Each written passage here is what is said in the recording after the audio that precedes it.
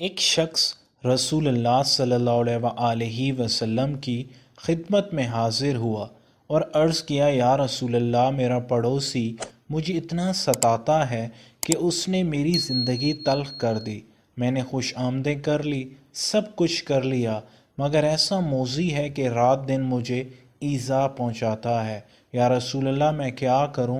میں تو عاجز آ گیا۔ فرمایا، میں تدبیر بتلاتا ہوں، وہ یہ کہ سارا سامان گھر سے نکال کر سڑک پر رکھ دے اور سامان کے اوپر بیٹھ جا، اور جو آ کر پوچھے کہ بھائی گھر کے ہوتے ہوئے سڑک پر کیوں بیٹھے ہوئے ہو، کہنا کہ پڑوسی ستاتا ہے۔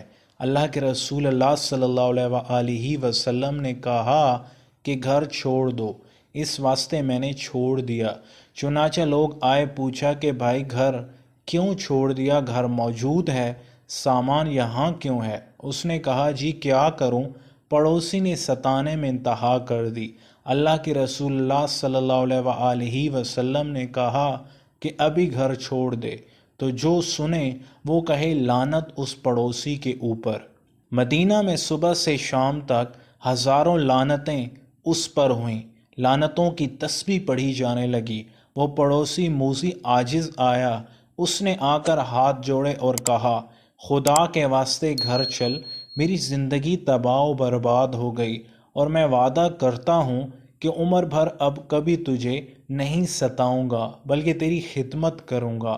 اب انہوں نے نخرے کرنے شروع کر دیے کہ بتا پھر تو نہیں ستائے گا۔ اس نے کہا، حلف اٹھاتا ہوں کبھی نہیں ستاؤں گا۔ الغرض اسے گھر میں لایا، سارا سامان خود رکھا اور روزانہ ایذا پہنچانے کی بجائے خدمت شروع کر دی۔ تو تدبیر کارگر ہوئی۔ حضور صلی اللہ علیہ وسلم نے یہ تدبیر عقل سے بتلائی تھی، وحی کے ذریعے سے نہیں۔ تو پیغمبر عقل مند بھی اتنے ہوتے ہیں کہ ان کی عقل کے سامنے دنیا کی عقل گرد ہوتی ہے، اور اس کی وجہ یہ ہے کہ عقل اللہ تعالیٰ سے تعلق قوی ہونے کا نام ہے۔ اللہ سے تعلق ہوگا تو دل کا رستہ سیدھا ہوگا۔ عقل مندی یہی ہے کہ آخر تک کی بات آدمی کو سیدھی نظر آ جائے، وہ بغیر تعلق مع اللہ کے نہیں ہوتی۔ تعلق اللہ سے نہ رہے پھر آدمی عقل مند بنے، وہ عقل نہیں، چالاکی و عیاری ہوتی ہے۔ عیاری اور چیز ہے، عقل مندی اور چیز ہے۔ چالاکی میں دھوکہ دہی ہوتی ہے اور دھوکہ دہی سے اپنی غرض پوری کی جاتی ہے۔